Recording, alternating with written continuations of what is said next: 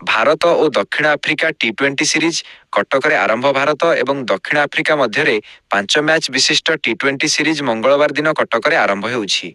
यह केवल एक सीरीज नुहे बरं भारतीय दल पई आगामी वर्षटी बिना कोड़िए विश्वकप प्रस्तुति पई एक प्रमुख सुजोग।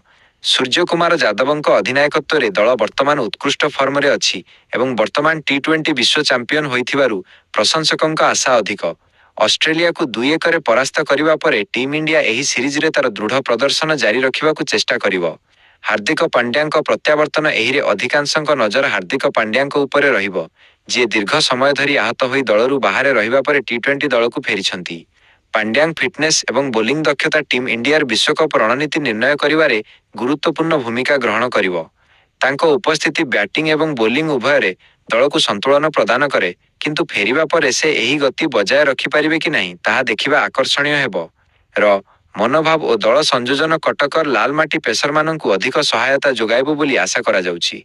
तेणु स्पिन विकल्प गुड़िक एक गुरुत्वपूर्ण निष्पत्ति होई पारे।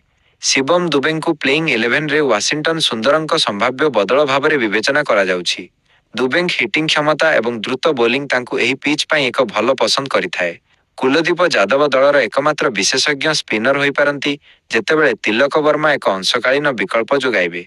वरुण चक्रवर्तीଙ୍କୁ परे बाहरे बसिबाकू पड़ी पारे। नुआ ओपनिंग जोड़ी एवं मध्यक्रम शक्ति शुभमन गिल संपूर्ण सुस्थ होई फेरिछंती।